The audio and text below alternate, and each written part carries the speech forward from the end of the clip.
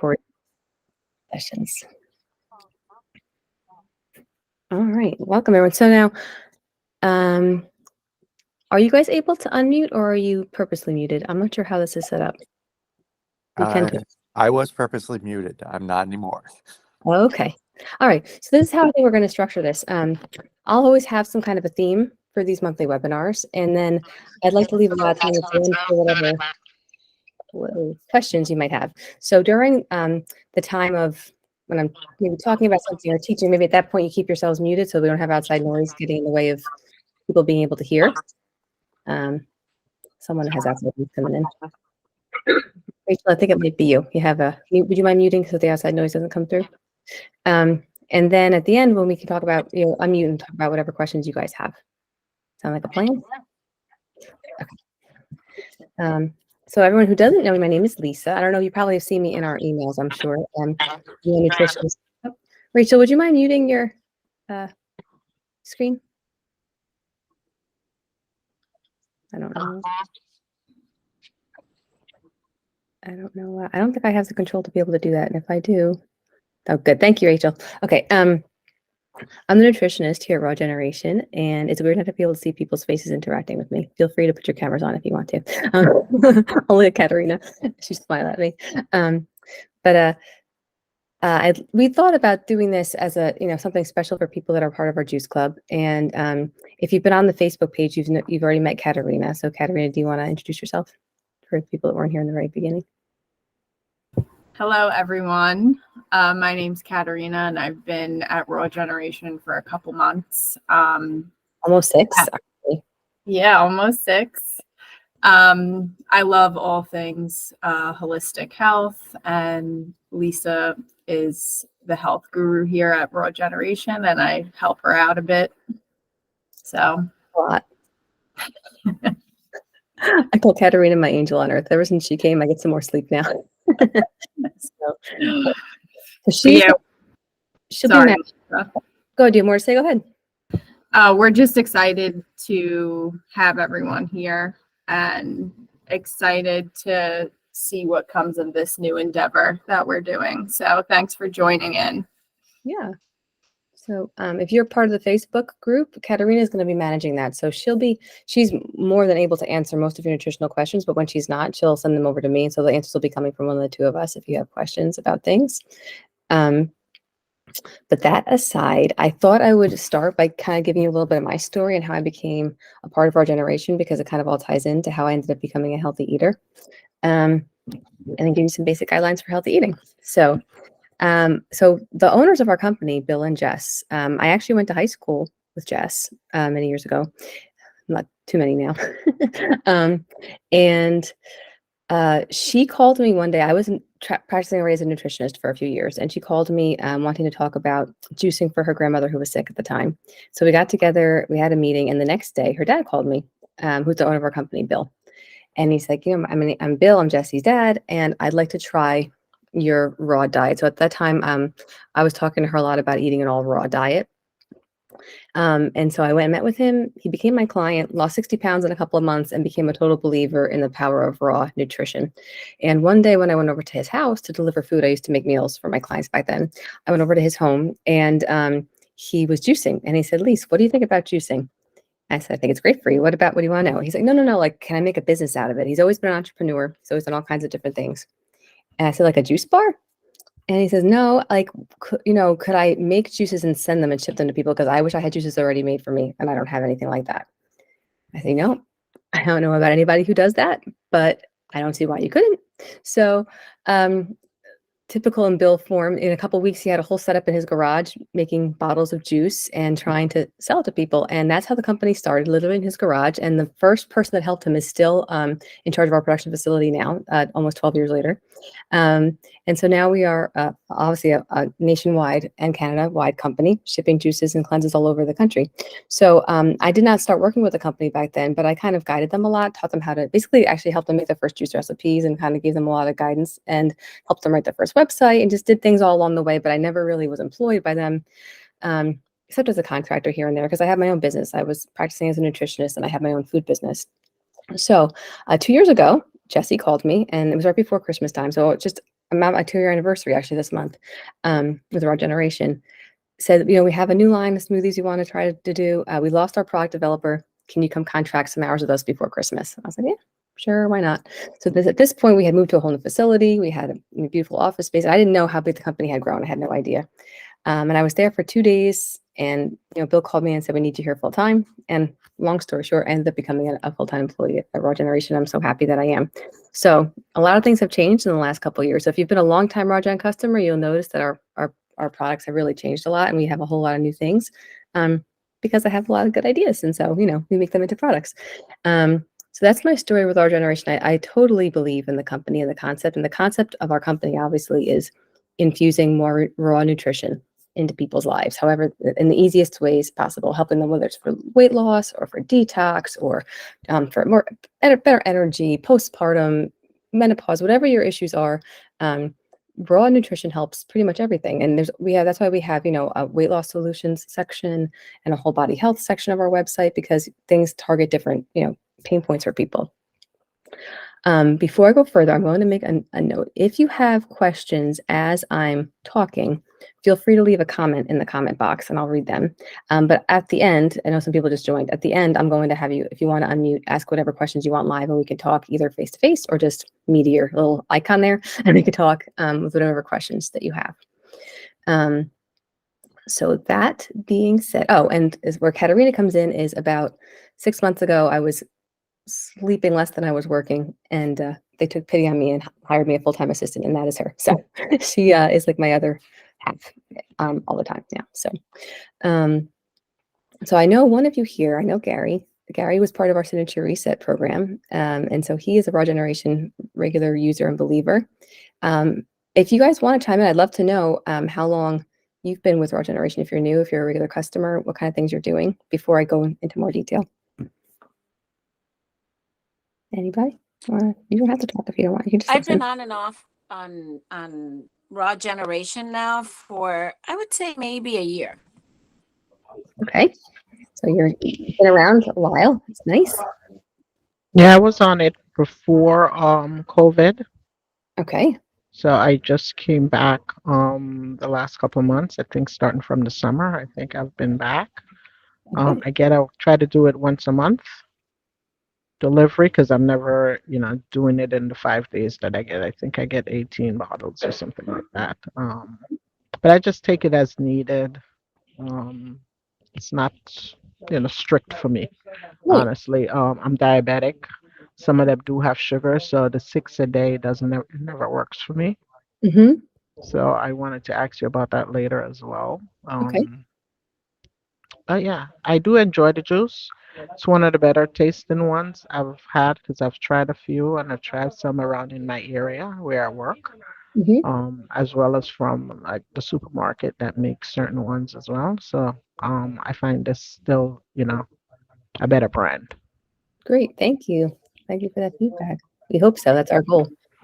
That's one other thing that happened since I came onto the company. I kind of got very strict about our taste standards. So we've been slowly shifting our taste to be not ever just good, always excellent. I'm fairly new. I'm just on the first 5-day. I signed up for the 90. Oh, So, would you mind unmuting? I mean, remuting once you're done speaking, because the outside noise kind of makes it hard to hear. Thank you. Go on. Go ahead. I'm sorry. I just signed up for the 90-day Oh, program, nice. and I'm on day 3 of the first 5 days. And Awesome. I had a big journey with toxic mold exposure last year, and so have been on a total reset of my body in many ways. And naturopath that I was working with had me doing cleanses and juicing and whatnot. And so I was excited to find something that I could purchase that seemed to be in alignment, and switch up my. Great. Welcome. You picked a great program that will definitely do what you want it to do. Awesome. Anybody else want to talk, or should I keep going? All right. Okay. So what I thought I would do, some of you will probably know this, some of you will not. I wanted to give some very basic healthy eating kind of 101 guidelines. And I have a tendency to talk quickly. I always have. If I'm talking too fast, give me like a sign or something. Let me know and I will slow down. So, there's so many places I could go with this one topic. And I thought what I would do is after I get an idea of your questions, and if you're planning on coming back next month, I'll kind of start to cater to the group as a whole, what things you're interested in and what things you're not. And we'll hopefully get a relationship going month to month. But for now, I'm just going to kind of hit an overview of kind of healthy eating. And it's not just for weight loss. This will, of course, encourage weight loss if you're looking for weight loss. But what you'll find with any kind of holistic plan, and I'm a holistic nutritionist, not a traditional dietitian. So anything holistic will take into account not only your health, but also your weight. It goes hand in hand. When you fix one, the other one also levels out to where it should be. So, and the main keys I would say to focus on, aside from now, the juicing is phenomenal. Juicing can be supplemental, juicing can be cleansing, juicing can be extra nutrition if you're not able to eat or process food well. I love juicing and smoothies for what they are, but you still have to be able to know how to eat properly the rest of the time when you're not drinking a juice or having a smoothie. And that's where people get, into, pitfalls sometimes because there's so much poor and dishonest marketing out there with health foods. So you'll see so many things that say gluten-free, fat-free, and they might in fact be gluten-free and fat-free, but that does not make them healthy, or nor will they help you with weight loss. Usually just the opposite, actually. So the most important thing I'd like to stress first is learning how to read your labels. Because most people read the wrong part of the label when they go to a store. You're trained to read how many grams of sugar are in something, how many grams of protein are in something, how many calories are in something. So the top of a label where there's those numbers are where people are always focused. But in reality, you should be focused on what's underneath those numbers, which are the ingredients, the tiny, tiny print they don't really want you to read. That's what makes an ingredient, a product either have an ingredient integrity or not. So if you don't know what those ingredients are, number one, that's number one. I wouldn't even eat them if you don't know what they are. But number two, that's where you're going to see things like maltodextrin, high fructose corn syrup, hydrogenated oil. You're going to see vegetable oil, soybean oil. You're going to see other kinds of fancy words for sugar. Dextrose, like I said, maltodextrin, dextrin. You're going to see sucralose. You're going to see artificial sweeteners and all kinds of names for those. They're not, they're going to see dyes, coloring, artificial coloring. You're going to see natural flavors. And natural flavors is very rarely ever natural. If anything, you can have up to, I believe, tell me if I'm wrong, Kat, if you know, I think up to 2,000 different kinds of elements under the umbrella of natural flavors. And so call it natural flavors. And it all has to be is derived at some point in its conception from a plant.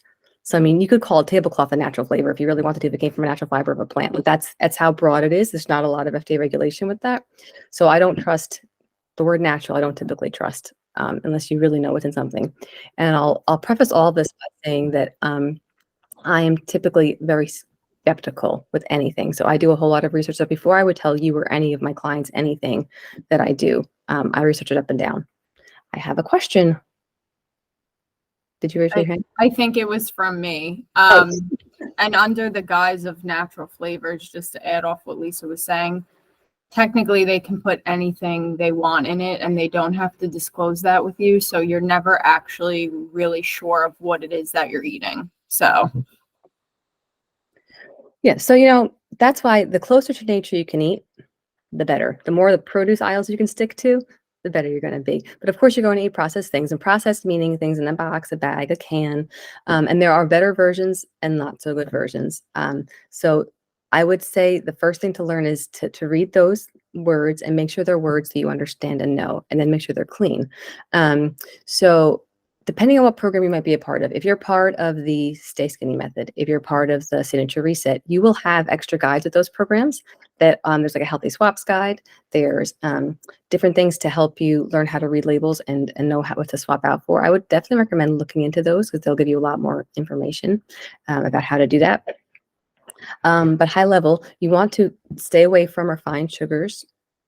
Refined flour is a good thing to stay away from. So if you see like enriched wheat flour, I would stay away from that, especially if you're not eating organic produce. So now if you are a person that's more into organic foods, you have a little bit less to worry about because the standards are stricter. But just because something's organic, you can have organic Oreos. It doesn't mean they're a healthy food, right? It just means they're a healthier version of the ingredients that are going into your unhealthy Oreo. So, but like something like enriched wheat flour, especially if it's non-organic, it means it's full of glyphosate and GMOs and all kinds of things that can be topics for another day if you guys are interested in those kinds of deeper digging topics. But more times than not, if an organic company does have integrity, they'll have cleaner ingredients. So that can be your first level of like of vetting if it's organic or not. And then if it is, then you go to the next step and say, well, does it have sugar? Does it have this? Does it have that? And you kind of read from there. So before I get further, do you have any questions about labels? No. Okay, cool. The next thing I'd like to stress is a very common myth about fruit and sugar causing fat, weight gain, or causing diabetes to be worse, or causing cancer to get worse, or causing all these things. Now, obviously, I'm not a medical doctor. I'm not going to prescribe any type of anything to you whatsoever, but I'm just going to explain to you how fruit sugar works in your body and how it's a fallacy that fruit sugar is bad for you. I have worked, to take diabetes as an example, since you mentioned that, Rose, I've had diabetic clients for the last 20 plus years in my practice. And so what I'm telling you is the same thing I tell them, and the same things the doctors that I work with supported as well. So there's nothing that's not safe there. But fruit sugar is not the same as refined sugar. It's not, it might look like the same number of grams on a label. And this is why I said don't count those numbers. They really mean virtually nothing on a label. It's the type of sugar, the type of protein, the type of sodium, whatever that is in your food. And you find that out by reading those bottom words under the label. Natural fruit sugar is what our bodies are designed to thrive on. So if you just take this totally basic and back to, say, the beginning of time, if you were just put here with no stove, what would you incline to eat? Would you go try to like kill a rabbit and eat a raw rabbit, or would you look for a tree with oranges and try to eat all the oranges you could eat? What would be naturally appealing to your taste buds and your sense of smell? It would probably be fruit. So not saying that should be the only thing that you eat, but it's a good way to always take, when there's so much misinformation and so much conflicting information, which is what I found when I was studying in school. Back to basics. What would I naturally incline to eat? What tastes good to me? What digests easily? What are my teeth meant to chew?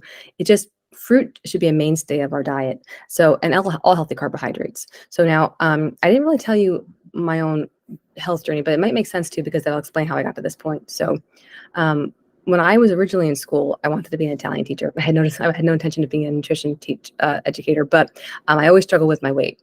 I was not naturally slender like I am now. I grew up in an Italian household, eating all homemade grandma's Italian food all the time. And I was just your happy, curvy Italian girl. But I never felt comfortable in my own skin. I wouldn't say anyone would say that I was overweight, but to me, I felt, heavy set. And I would work out all the time. And I was always obsessive about counting calories and counting fat grams. And so I spent a lot of my life obsessing about food and what I ate. So I ended up in Nashville for a music situation that I was in, and I found this holistic nutrition school. And at the time, I wasn't able to continue my education degree because I was doing this music endeavor.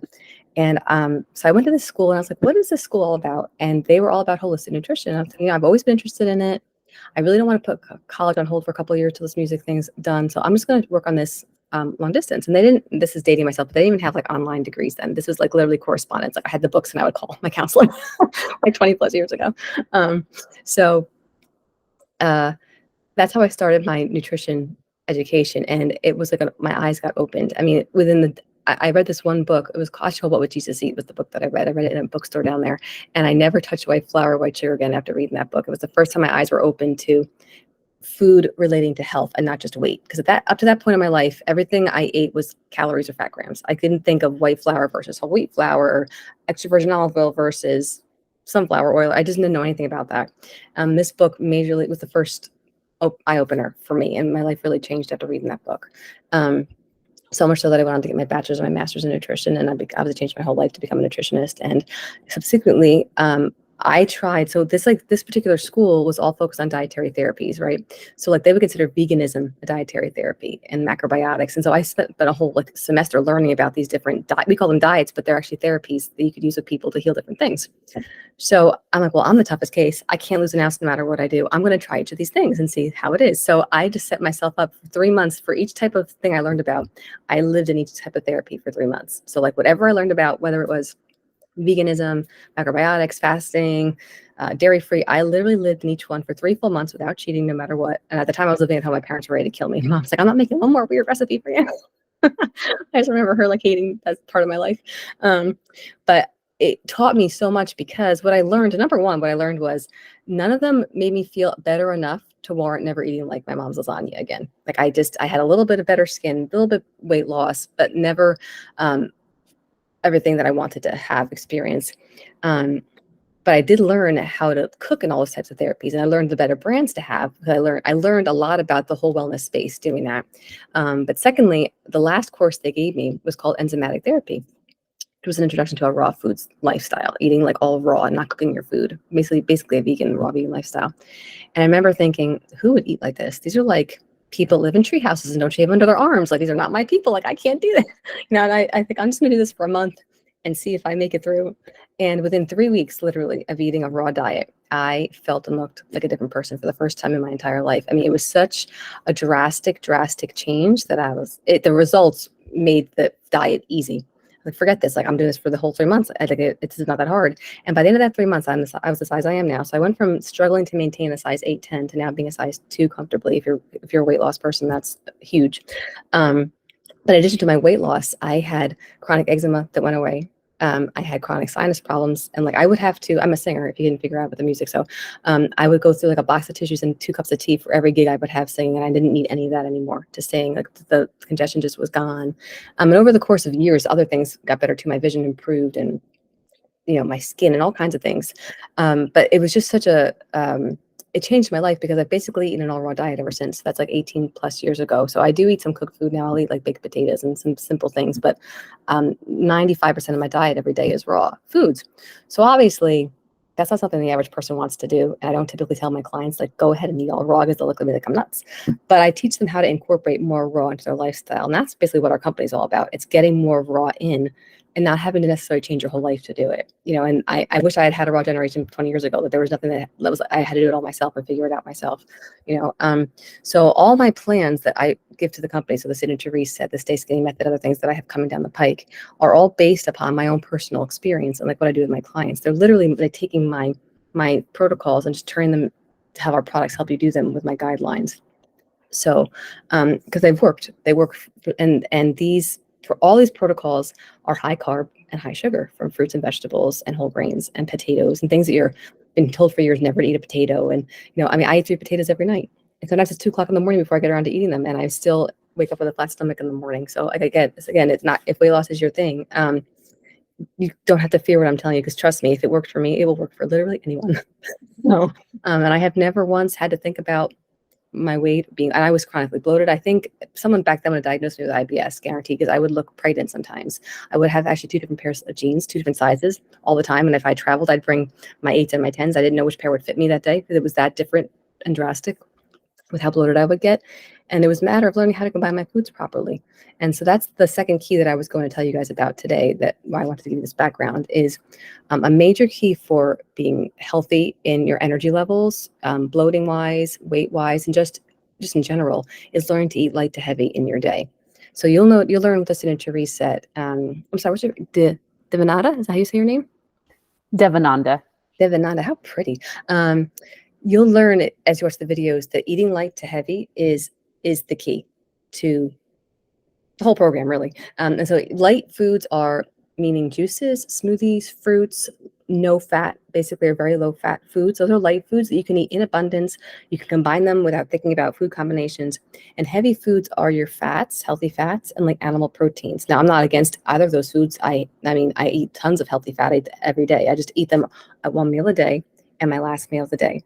So whereas you've probably been told, have protein with every meal, have all the macros with every meal, have, an egg in the morning, that's actually the opposite of what you should be doing for good gut health, for good weight loss, for good energy levels. If you have an egg in the morning with fruit, guaranteed you're going to be bloated by lunchtime. Or if you have a yogurt and fruit and a granola bar, you're mixing all the things you shouldn't be mixing, even though they're things that you're told that are healthy or that you should do.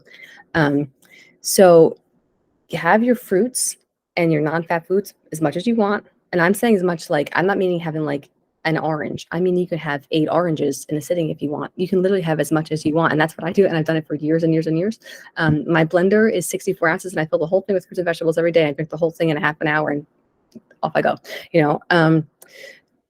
but your healthy fats and your proteins, ideally, if you can structure them to the end of your day. So whether that's like a late lunch into an early dinner or to dinner time, you can have really whatever you want without restriction. You can have a couple avocados if you want in one meal. You can have olive oil. You could have nuts and seeds. You can have, of course you don't want to go like crazy overboard, but you can have them in the confines of a salad or vegetables or chicken or a meal. But ideally 1 meal a day and not all your meals. So I'm guessing that's going to start questions. So I'm going to stop talking right there. And if this takes us through the end, that's fine. If we have time for more, I'll talk more. So have at it. Raise your hand up for questions. Go ahead. Go ahead. Go ahead, Tata. You said that not to have an eggs in the morning. That's basically what I was having. And I realized that when I was having eggs in the morning, 2 eggs before in the past, that was when I lost weight instead of trying to figure out what to eat. Because right now, what's happening for me is I'm having a hard time sticking to doing just the juices right now. I've been trying to lose some weight, but because I've had a very heavy, hectic schedule that requires me to have a lot of energy, I'm so exhausted that just having the juices, it's like it's not working. So what I'm hearing you say is like, can you just explain what you said about the eggs and how that Sure. will cause bloating? Because bloating is a big issue for me, and I'm trying to Yes. figure out. I don't know what to eat anymore. Let me explain. So the reason why people get bloated, 90, I'd say 8% of the time, is improperly combining foods. And the way you know is that certain foods digest at different rates. All foods digest at different rates, I should say, in your gut. So fruit, water-rich foods, like fruits, for example, digest very quickly. They're in and out of your stomach within about 35 minutes. Something like an egg or nuts, they could digest in 2 to 4 to 6 hours, depending on if you're a fast or slow metabolizer. Most people that struggle with weight loss are slow metabolizers, and you can actually test this out if you're curious to test this out. I read about this test and I did it myself. If you wake up in the morning and wait until you actually feel a legitimate hunger pang, not just eat because you want to eat, when you actually feel hungry, have a nice handful of raw almonds, and then see when you actually feel legitimately hungry again. A regular metabolizer will feel hungry in about 2 hours. You probably don't have a weight problem, most likely. A slow metabolizer will happen around 4 hours. So when I did it, it was 6 hours before I felt hungry. And so I realized, well, this is why I can't budge an ounce no matter what I do. I have no metabolism, basically. So but the reason for the bloating is, picture this in your stomach. If you have like apples in there and almonds, like how typical is it to have an apple with peanut butter or something, right? If you have the nuts in there, they're staying in your gut because they're breaking down, and the apple's trying to move out because it's done breaking down. There's this pull and push and pull reaction that literally happens in your gastric system that causes this gas, and like as a result, and that gas makes you bloated. So, and it can also slow the process of food eliminating out of you too. So, never combine fruit with fat.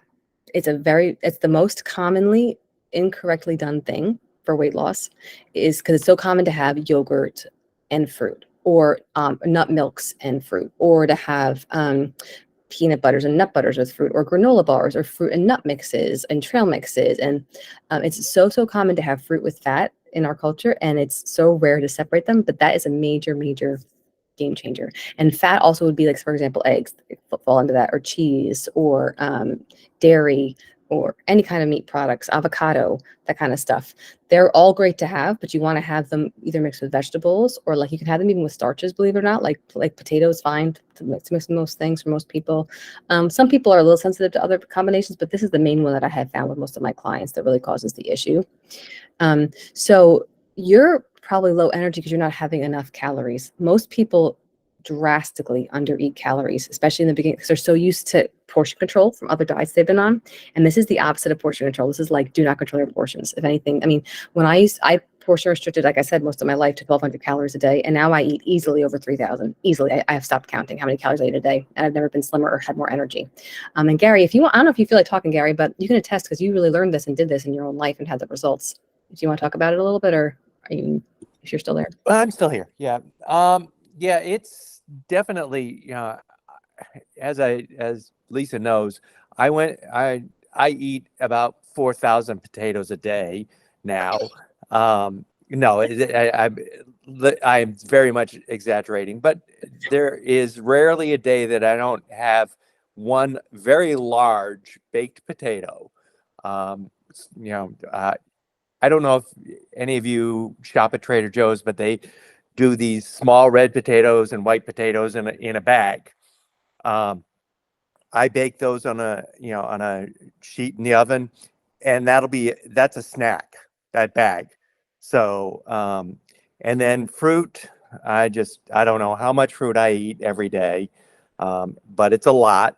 I make smoothies every day, and my smoothies are really, really easy smoothies. Bananas, uh, mixed mixed berries, and greens and water. That's it. That's my smoothie. And I'll have, two 12-ounce jars of that a day. And I'll be making smoothies every day.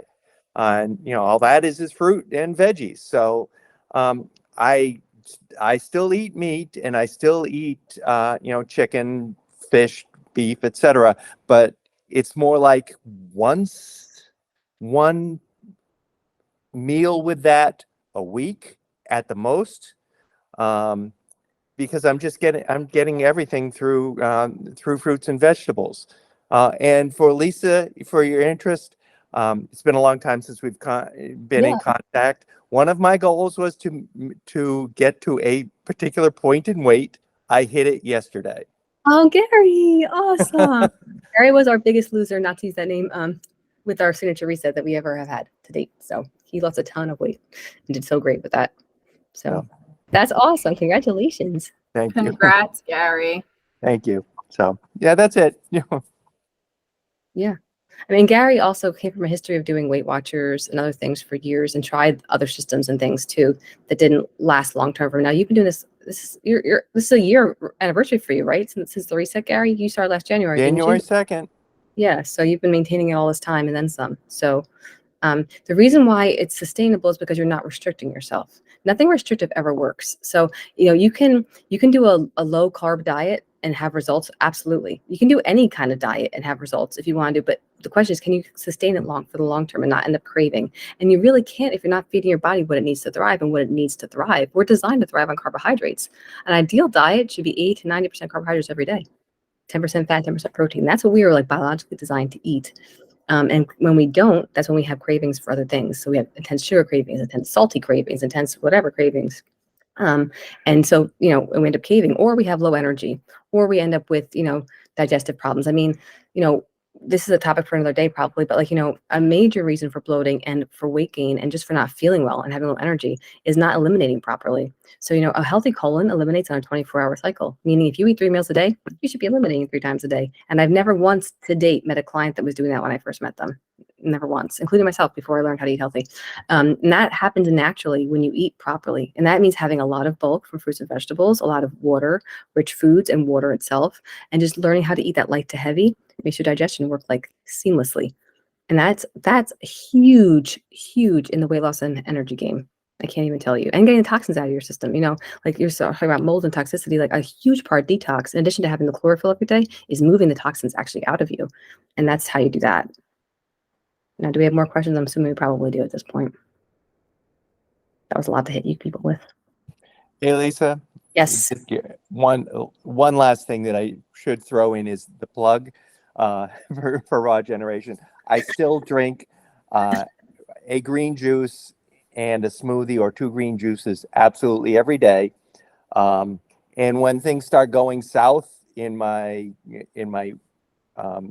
eating program, i.e., I need to have a cupcake or 2, or I need some ice cream or whatever.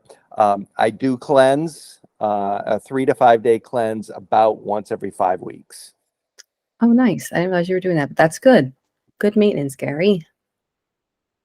I wish Gary could just be my poster child and just talk all the time at all my functions, because he does everything. He follows all the instructions I can, and I gets the results. Oh, nice.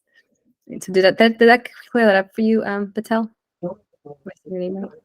Did that clear that up for you about the eggs and everything a little more? Yes, I think what I'm gonna do also is go to the site and read or listen to the audio again, because it's a lot of information I'm just hearing right now. Because I bought the Stay Skinny whatever plan, and so I still have them in the freezer because I'm afraid to drink them, because it says it's about 350 calories, and I'm like, that's a lot of calories, and I'm trying to lose weight. So It's all about I'm kind of screwed up right now. You'll get unscrewed up. Don't worry. You'll get there. You just focus on having a lot of fresh fruits, in the day, juices and the smoothies do have nut milk in them. So that's why I have in there written a later lunch. So I would have those smoothies with the nut milk like a little bit later, like have it be like, between 1 and 4 o'clock or something like that. Have your smoothie, and then you have your dinner after that, according to the guidelines that I have in there for you. Okay. What else? Go ahead. I think when I was going, oh, sorry, Rose, did you want to go? Go ahead. Go ahead. When I was watching the videos, or maybe it was in a document I was reading, I think there was a recommendation for perimenopausal potentially, because part of the mold thing really, it reset like so much of my system and it messed up my hormones drastically. And so we're questioning if I'm perimenopausal anyways, but I was going to follow that guideline, which is essentially what you're speaking to right now, correct? Where you just wait for those fats to the end of the day. Yes. So if you're in the perimenopause or menopausal years, first of all, if your weight loss a person will be slower. It just is natural. It's just the way it is. And you have to be more conscious of when you have your fats and how much you have. Now that you shouldn't have them, you definitely need them because your body is going to be low in omega fats as you start to go through those processes of your hormone shifting. But so important to have them. I would never have them more than once a day if I was in that phase of life. I wouldn't even have them earlier. I would only have them at dinner, and I would only have raw fats. So I'd be very careful not to cook in fat, to only use fats to steam or dry bake. And then if you want to add olive oil after the fact, you can use olive oil and dressings. Of course, you could use, like I said, avocados, nuts, seeds, whatever. But I would be super careful not to have heated fats because heated fats are huge with hormone imbalance. That's like I said, it's probably a topic all in and of itself for another month, but that's huge for perimenopausal women for sure. So, all right, what else do we have? Rose, did you want to have a question, Rose? You're muted. Thank you. I wanted to know what your thoughts were on plant-based meats. I'm not a vegetarian, but my husband turned vegetarian a couple of years ago. So I can eat it, but I don't mess with it too much because I do like my chicken and turkey. But I did want to ask you, what are the thoughts on that? For me, the juicing has worked for me just to keep up, honestly, some of my energy. Like I said before, I don't see it as a weight loss deterrent, or I don't use it so much as a weight loss because I'm only doing the two or three per day when I do drink it. But I find that it helps cleanse me as well, because I do also have a cholesterol problem, and I think that has been helping me maintained also. Right. But I was wondering about the plant-based meats. Yeah, I will tell you that I am very against them for lots of reasons. Number one, the majority, I've actually say all the ones that I've seen. So unless there's one out there that I don't know about, are not very clean ingredients. They're usually very processed.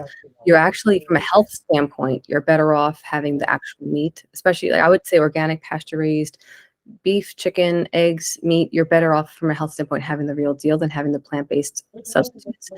Usually soy-based. They're usually full of extra chemicals, sugars, fillers, things to make the mouth feel and then experience be more like, say, an Impossible Burger, for example, or even like different nut milks and things are full of junk. You have to be careful. You have to really read those labels. So unless you're getting a really clean version, which I'm sure there probably are some clean versions of like a tofu or something that are just organic, plain soy. I mean, Kat, you might know of some from working in the food store. Yeah, there's one brand called Pumfu, and it's made from pumpkin seed. That's the cleanest one I've seen, but it tends to be typically more expensive. So, but in general, I don't consider them to be nutritious. I don't think they're a replacement for good nutrition. If you ethically don't want to eat animals and you want something to replace that experience for you of having a burger, then pick a clean one and go with it. If you're doing it, or if your husband's doing it for a weight loss or a health perspective, I would not recommend it. I would recommend just the opposite, if that helps. Okay. What else do we have? Other questions? We still have some time, about 20 minutes left if you have. I can't engage via microphone right now, but I have a question. Let me see. I'll absolutely go back and listen. So much information, but wondering if is there somewhere on the website that lists some of the food recommendations and times of day that you suggested. There's some very high level recommendations on the website just for like as far as taking out some of the junk from your body system, like some basic label reading instructions and things. And you'll find them also in your inserts in your box, depending on if you're a cleanse user or what. You're going to find much more information with the products, like the Signature Reset is our biggest one, and that comes with by far the most resources. There's a 12 video e-course that I teach. There's about 11 guides that I wrote for different aspects: healthy swaps, traveling, perimenopause and menopause, label read, all kinds of things, and 55 recipes. The Stay Skinny method is like a smaller, not a smaller version of the Reset, but it's it does have some resources to it. It has the healthy swaps, it has an eating out guide, and it has a smaller amount of recipes with it. And it also has my cleaning guidelines in the insert that explain basically what I'm telling you now, kind of broken down into some simple rules to follow. So that's basically where that information will be. So within those products, as far as information that's free, aside from me being at these meetings where I could certainly talk about them more, if you'd like, it's mostly just going to be the basic higher level FAQ stuff that's in there. You might find some of the information if you go to the FAQs of the products. They'll probably, like the Signature Reset kind of tells you a lot in the product page. So does the Stay Skinny method. You can read the FAQs and they'll give you some guidance.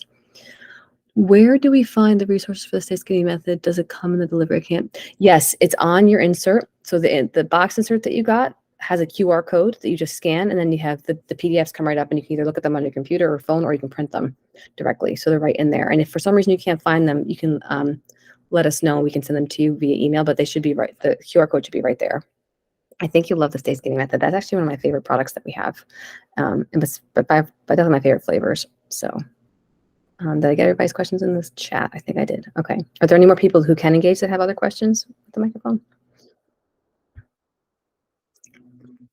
No? Okay. Well, I can talk a little longer, then maybe it will. Oh, that's one let's see, they're coming. That's one I do. Can you talk more about the Skinny Boost? Yes. Have you ever tried Raw Box? I have not ever heard of Raw Box, actually. Interesting. Kat, write that down so we can look at it. Raw Box meal delivery. But I don't know what that is. I already did. It's the best. The Skinny Boost. I have to tell you, the Skinny Boost is my very favorite flavor of all time. I created that to mimic. I actually created to mimic the flavor of an hibiscus margarita that I used to get in the Village in New York City that I love, and I wanted something to taste like that. So I mimicked that recipe after that, and it is just, I think it's divine, personally. But it's very high in enzymes. And so basically what it does is it replaces, like, people that take enzyme pills, and like digestive enzymes that are very common to take. All a digestive enzyme is bromelain or papain, which is the enzymes of papaya or pineapple in a pill form. So basically I put that into a juice with pineapple. It's pineapple, apple, hibiscus, and there ginger and lime. And by taking that before a meal, even after a meal, but ideally before a meal, even like 5 to 10 minutes before a meal, it helps you digest the heavier food. So it's meant to be taken before heavy meals. So heavy meals being like cooked foods or heavier fat meals. It helps you digest those foods better, because when you have something raw with something cooked, it helps that cooked food get broken down more easily, and then causes therefore less bloating, and same thing that digestive enzymes would do.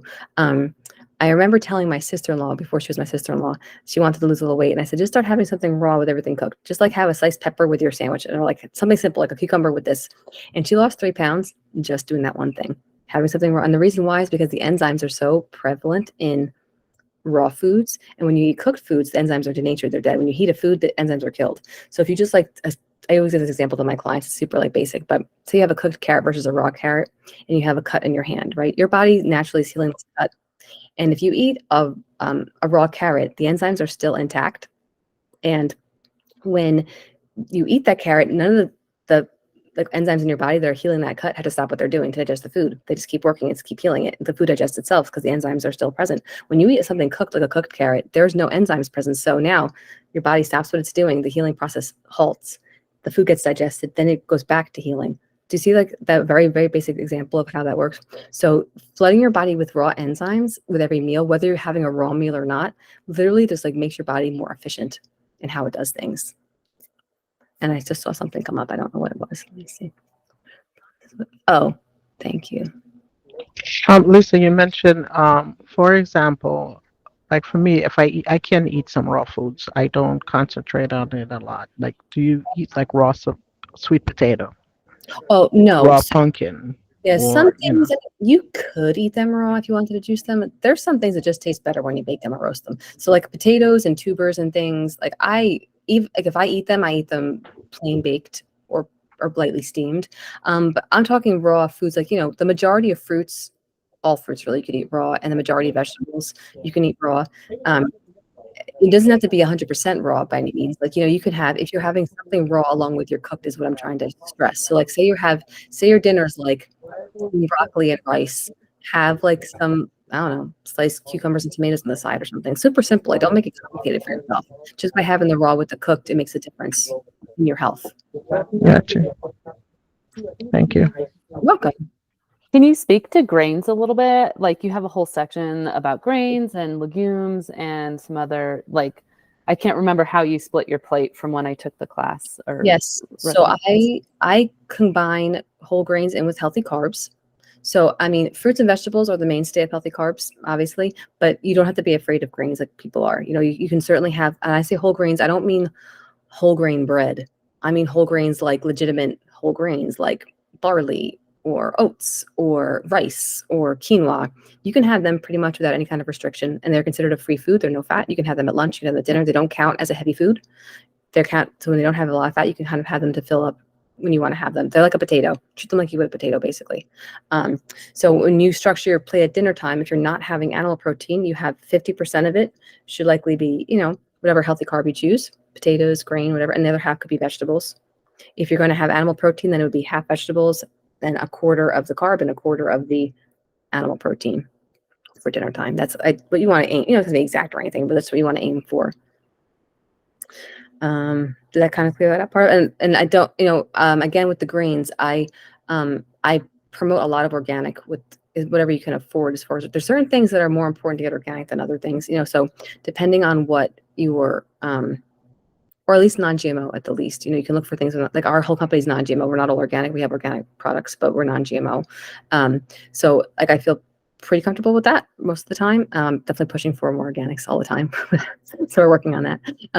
But like for my own personal self, if I was telling my client to have, meat and dairy or eggs, that's the number one thing I would say to get organic. Over produce or anything else, I would say definitely spend the extra money for your meat and dairy to be organic. Because not only are you getting pesticides and stuff from the feed, you're getting, hormones, antibiotics, and they're known to mess with your hormones, and they're even known to contribute to hormonal cancers and things. So you want to stay away from those. Where you can afford organic produce and whole grains, so much the better. Then you're not worried about, genetically modified foods. You're not worried about glyphosate. You're not worried about all the chemicals and things. I eat so much produce that I eat pretty much all organic, because I would be getting like influx of pesticides if I was eating mostly non-organic food. I do sometimes if I can't find something that I want, but I focus on that a lot. So as far as the grains go, wherever you can find organic ones, you'd be a little better off for sure. What about lactose? Because I just got so sick. I love cheese, and that's one of the biggest things. Like, I love cheese, and then now it's like my body's just kind of rejecting dairy, and I got so sick yesterday. Okay, I said I'm gonna have cottage cheese. I'll try the regular whole milk, and I got so sick. And then there was a cottage cheese that said lactose free, but I was still getting bloated from it. So is it just bad to have dairy, like the cheese and the milk and all of that? The simple answer is yes. We're not really designed to eat it. People love it, so we eat it. So the better versions you can get, the best versions to find are organic whole milk versions. That's the healthiest, rather than having like a skim milk, or because skim stuff, lactose free stuff, Skim Plus, it all has stuff added to it, the fat free half and halves and stuff. There's so much junk added to those that they're not good for your health or for your weight loss. You're better off having like a raw cheese, like a raw milk cheese, or having, some people even do raw milk and stuff like that. I mean, that's a whole different conversation, but Kat could probably talk to that because she actually does that herself. And I totally promote that if you want to do dairy. But for the sake of generally speaking, most people don't tolerate dairy well. Like, you're not alone in that. We're not really designed to eat it. So the less you can have, I know it's a very addictive thing. Cheese is one of the hardest things to give up, like after chocolate. It's like number 2 of hard things. But once you stop having it, you eventually will stop craving it. So I recommend trying to go clean of it for like about 30 days, and you probably won't need it anymore. But do you want to talk about the raw stuff? Kat, feel free, because you have a lot of time. Yeah, so I actually drink raw milk every day. I make my own kefir, however you want to call it. And I find that works for me. It's definitely not for everyone, but the research I've done, I've seen that that's a good quality milk. Because when they pasteurize milk, you're destroying, like what Lisa was talking about with heating foods. Pasteurizing milk actually destroys the enzymes in the milk, which is why you have a problem with digesting the lactose. You need the lactose and the lactase to be present, and when it's heated at a high temperature, it actually destroys those enzymes, which is why most people actually have a hard time digesting it. So Let me answer these questions. So, is sugar-free oat milk okay? One way I've gotten around some of the dairy issues is plant-based milks. So plant-based milks can be great, or they can be a total detriment. It totally depends on the quality of your plant-based milk.